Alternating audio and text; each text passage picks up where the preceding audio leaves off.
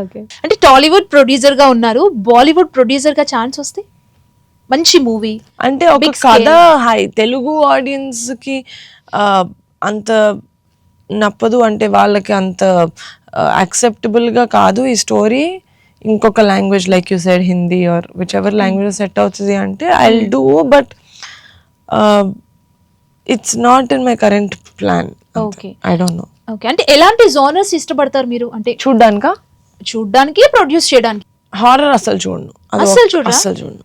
అంటే మీరు ఇష్టపడే జోనర్స్ అంటే నేను ప్రొడ్యూస్ ఇష్టపడే జానర్స్ చూడ్డానికి love stories and comedy and family drama okay.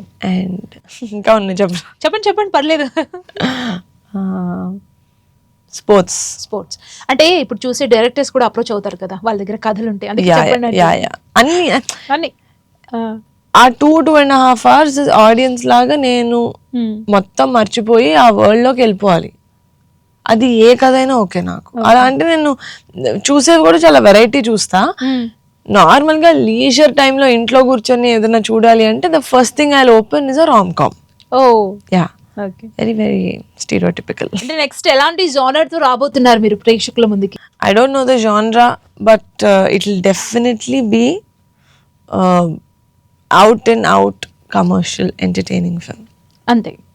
అది రాకాస్ అంటే నాకు గుర్తొచ్చింది, మీది ఒక వీడియో చూసాను నేను, బ్రహ్మరాక్షసి స్టోరీ ఏదో చెప్పారు. ఏంటా బ్రహ్మరాక్షసి స్టోరీ?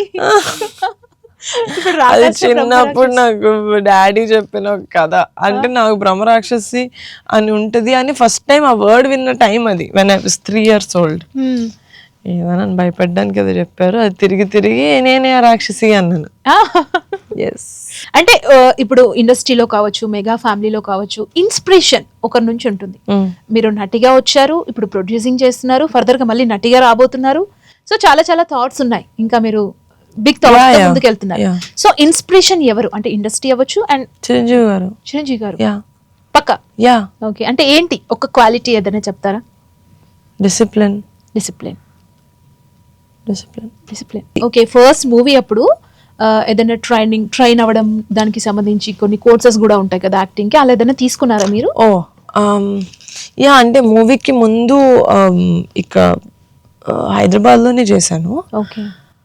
తర్వాత కూడా ఐ వెంట్. అంటే లైక్ ఐ సెడ్, నాకు ఐ నెవర్ థింక్ ఫుల్గా నేర్చేసుకోలేం. There always scope for learning, betterment కి. ప్రతి ఇండస్ట్రీలోను, ప్రతి ఎస్పెషలీ ఆర్ట్ ఫామ్ లోను you will always be a learner. Art form లో ఎప్పటికీ ఓకే ఫుల్గా నేర్చేసుకున్నాను ఎప్పుడు ఉండదు ఆర్ట్ ఫామ్ లో, రైట్? కొత్త వస్తూ ఉంటాయి, విల్ కీప్ లెర్నింగ్.